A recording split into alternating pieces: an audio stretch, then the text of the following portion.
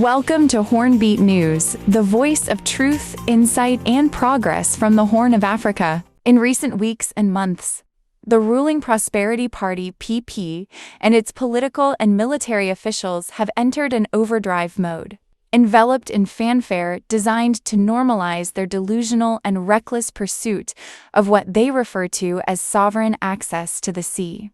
This narrative, aggressively promoted through an assortment of speeches, ceremonies, and media campaigns, seeks to cast an unlawful, destabilizing, and misguided agenda as a legitimate national aspirations.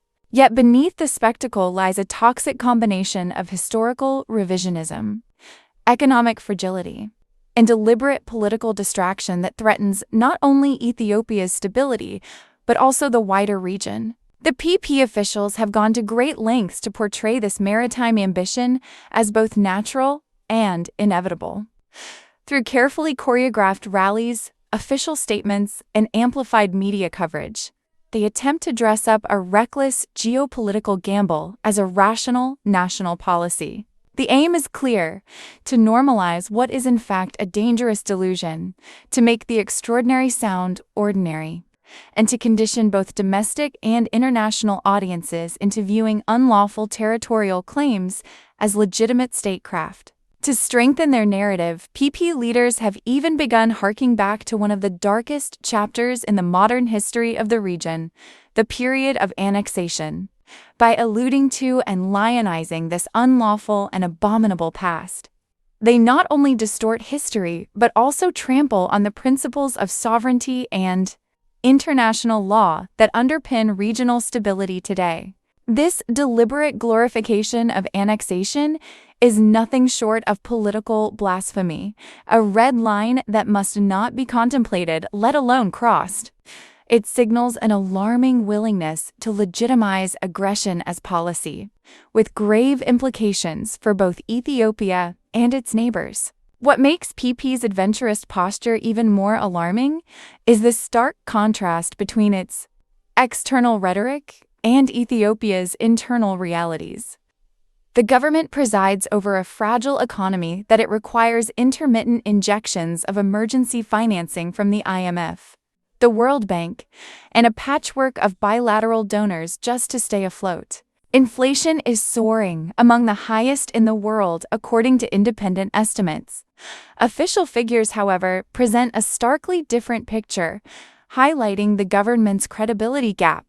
At the same time, multiple internal conflicts continue to rage across the country, exacting heavy tolls in lives lost, communities displaced, and property destroyed.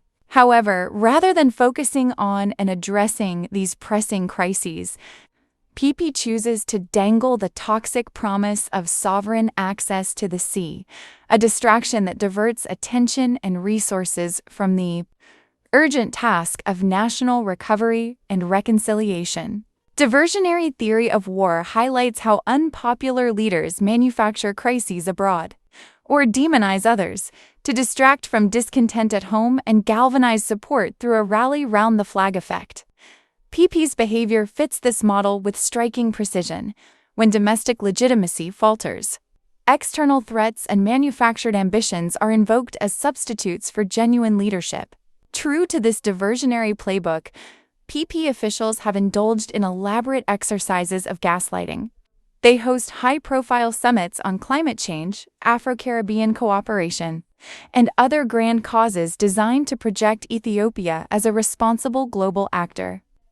These spectacles, however, mask rather than resolve the country's mounting domestic crises. By diverting attention toward grandiose international posturing, the regime seeks to deceive both domestic and international constituencies, claiming moral leadership abroad while neglecting the urgent imperative of peace, stability, and justice at home as well as the wider region.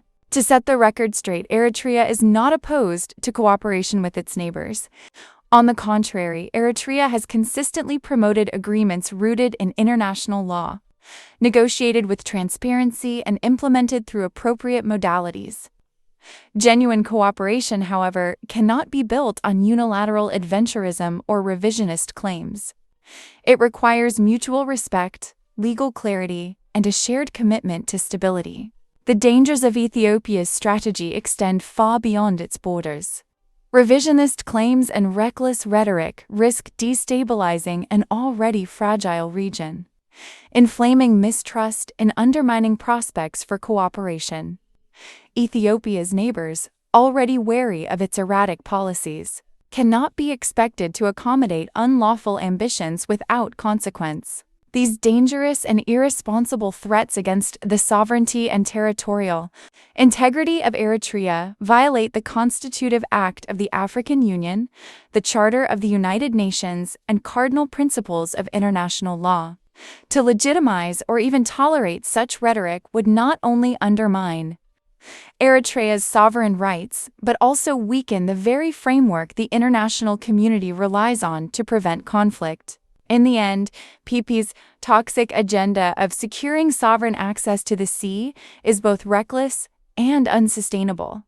It represents a dangerous mix of historical distortion, economic irresponsibility, and deliberate misdirection. Ethiopia's leaders would do far better to confront their domestic crises head-on by ending internal conflicts, rebuilding a shattered economy, and restoring public trust than to gamble with regional peace for the sake of political survival. For the sake of Ethiopia and the region, this reckless fantasy must be rejected in favor of legality, stability, and common sense.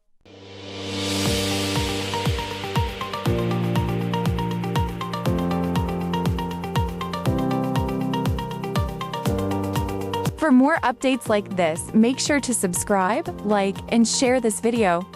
This is Hornbeat News, bringing you daily stories that matter.